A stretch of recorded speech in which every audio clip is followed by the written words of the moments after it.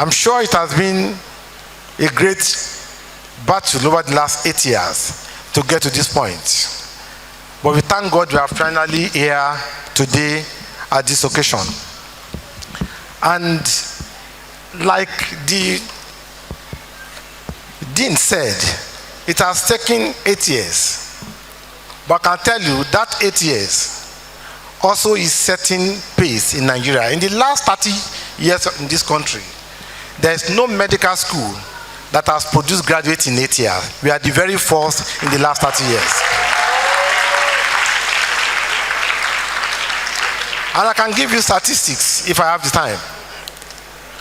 I'm a proud graduate of IFE. It took IFE 10 years to establish his medical school. When Ibadan established his medical school in 1948, his students could not finish in Ibadan. They had to go to London to finish. In fact, it was not until 1962 that Ibadan could award his own degree. Osun State started university, it has to close it down after a few years. Ondo State started Ekiti State started the university, it has to close it down after a few years. Ogun State University has to graduate its first 2 sets together because they could not graduate on time. Lagos State took almost 10 years to graduate. University of Abuja took about 13 years to graduate. We are the first in this country to graduate.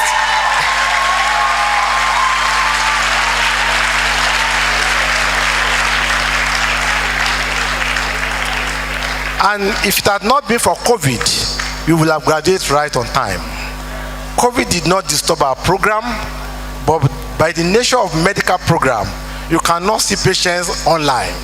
And that was why our medical group students were delayed. All other students graduated on time. And like I always tell health professionals, one of the questions you must ask yourself as you practice is, if I were the patient, how would I have loved to be treated? And the difference between the doctor and the patient is simply the grace of God.